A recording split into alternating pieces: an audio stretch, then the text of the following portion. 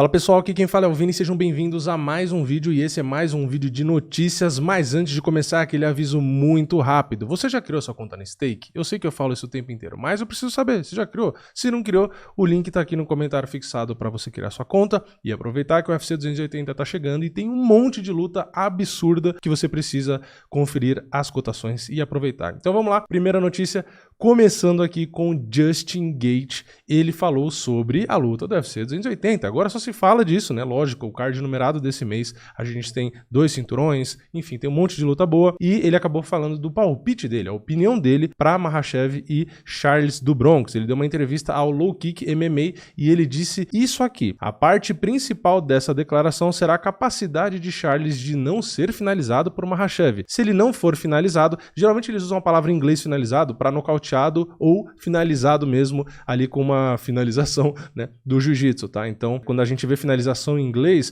é mais ou menos nesse sentido, né? Pode ser nocaute, pode ser a finalização mesmo, etc. Então, ele fala isso, né? Ser finalizado por Makhachev. Se ele não for finalizado, provavelmente ficará de costas no chão por 3 rounds ou mais, e Makhachev ganha na decisão. Isso é o que todo mundo, se você sabe alguma coisa sobre isso, acha que deveria acontecer. Mas, se você apenas assistir a luta de Usman, saberá que este é o melhor esporte do mundo. Falando da luta do Kamaru Usman com o Leon Edwards, que o Leon Edwards virou no final, né? Virou assim, nocauteou, né? É uma virada porque ele tava perdendo e ganhou a luta, né? Enfim, vocês entenderam. E aí o Justin Gaethje continua: porque tudo pode acontecer a qualquer momento. Estou animado para assistir, espero que Charles vença, espero que Charles continue assim, que Charles fique em cima dele. Seria legal ver todas essas coisas. Veremos o que acontece. Bom, então tá aqui o Justin Gaethje deixando claro a torcida dele pro Charles do Bronx, pro brasileiro, só que ele acredita que o Makhachev pode sim derrubar, ficar por cima, travar o Charles o tempo inteiro ali, enfim, fazer aquele jogo que a gente já comentou aqui, aquele antijogo, né? E é isso que as bolsas acreditam, né? As bolsas colocam o Makhachev como favorito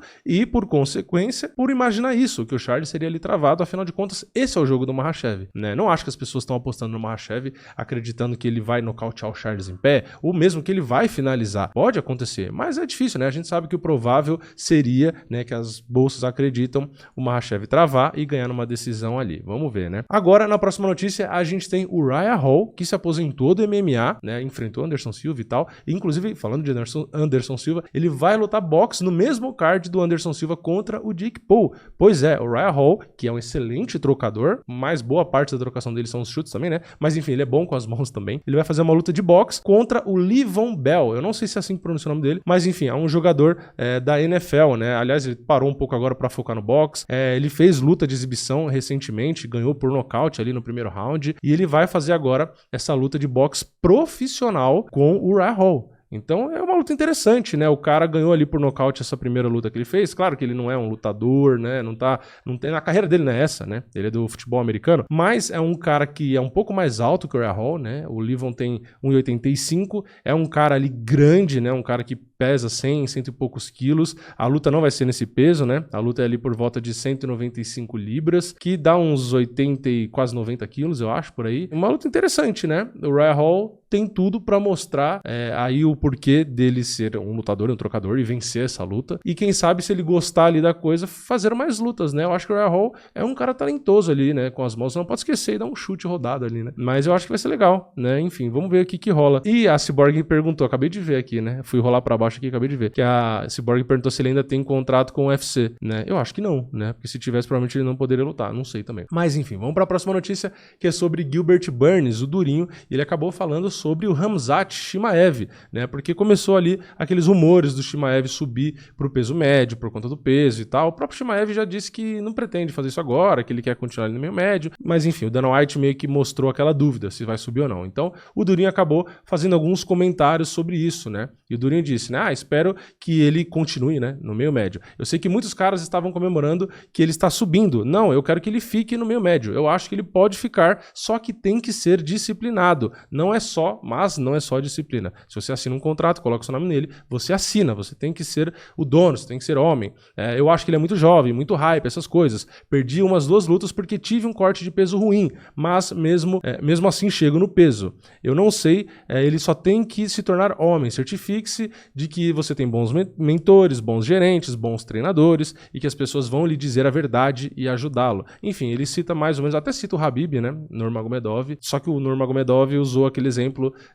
de ter mais muçulmanos e tal, e o Durinho tá mais naquele sentido de, tipo, ter pessoas boas pra te dar conselhos bons, né, porque é lógico, se você tiver numa equipe ruim ou com pessoas ali, né, que apodrecem o resto, né, tipo da maçã podre na cesta, que estraga o resto, então, às vezes pessoas ruins ali que vão te atrapalhar, então, tentar se cercar de pessoas boas que isso vai ajudar. Então, o Gilbert Burns, que é muito mais experiente, né, no MMA, no esporte e tal, na vida em si, né, porque o Chimaev é bem novo, então deu conselhos aí que eu acho válidos e que o Chimaev deveria ouvir e seguir, né. E essas declarações, né, do Durinho foi em conversa com o MMA Junkie, tá? Então vamos para a próxima notícia agora, que é sobre Daniel Cormier e Brock Lesnar. Vocês lembram que teve uma luta do Cormier, que ele venceu e tal, e aí o Brock Lesnar subiu no octógono, empurrou o Cormier, fez aquele teatrinho ali, porque obviamente eles não tinham uma rixa e o Cormier não é um cara que ia se enfiar numa situação daquela, e o Cormier meio que deu risada na hora e tal, porque era um negócio meio que combinado, né? O Cormier, conhecendo a personalidade dele, a gente sabe que se um cara empurrasse ele, agredisse ele ali,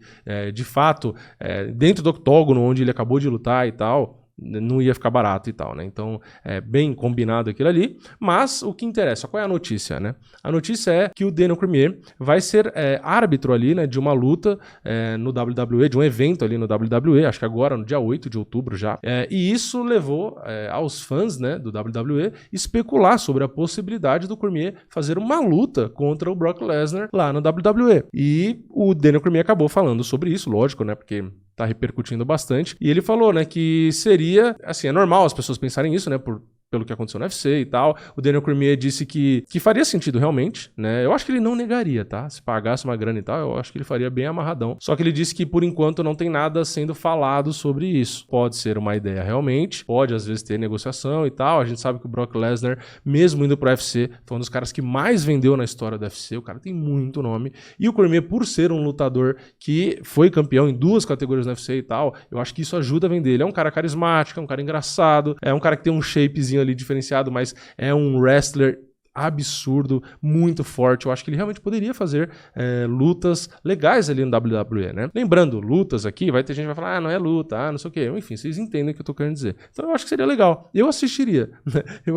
assistiria, até porque o Brock Lesnar é muito maior e tal, então tem todo aquele teatrinho que dá pra fazer. Eu acho que seria legal. Mas, como o próprio Cormier disse, não tem nada sendo falado, nada sendo negociado. Mas, enfim, se o público mostra muito interesse e repercute sobre isso, tem grandes chances da galera que tem grana querer fazer isso acontecer para ganhar mais grana. E vamos para a próxima e última notícia, que é a confirmação de Maurício Shogun Rua para fazer a próxima luta dele aqui no UFC 283. Aqui que eu falo no Brasil, né? Mas não aqui onde eu estou, que eu estou em São Paulo, né? Lá no Rio de Janeiro, contra o Ihor Potieria. Então, o Shogun deve fazer essa próxima luta dele aqui no Brasil. Às vezes, né? Pode ser ali realmente a despedida dele, a gente pode acabar não assistindo mais. E falando sobre o Shogun ainda, né, vamos falar do adversário dele, né, dessa luta que deve acontecer. Acaba sendo possível porque vai que acontece alguma coisa, né, mas eu não quero zicar, vamos bater na madeira aqui, não vai acontecer nada. Ele deve enfrentar o Potieria, que é um cara duro. O cara tem 18 vitórias, 3 derrotas.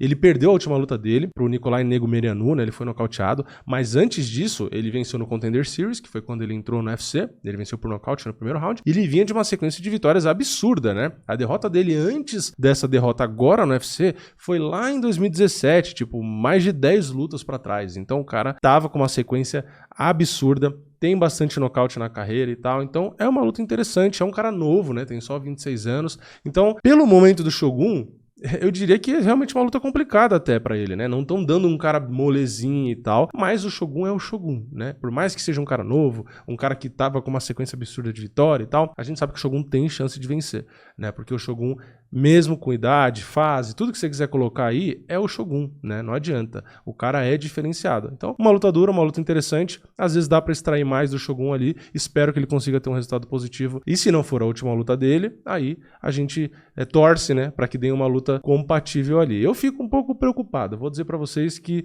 o Pochery aí, apesar de não ser, né, nenhum fenômeno e tal, não é um cara muito fácil não, né? Estão acreditando aí no Shogun, porque pra botar o Shogun pra lutar em casa, né, eles querem agradar o público, né? Mas, enfim, vamos ver o que acontece. Mas é isso, essas foram as notícias de hoje. Comenta aqui embaixo a sua opinião sobre qualquer uma delas, sobre todas elas. Cria sua conta na Stake, no link que tá aqui no comentário fixado. Deixa o like no vídeo, se inscreve no canal, ativa o sininho, enfim, eu vejo vocês na próxima. É nóis, valeu, falou!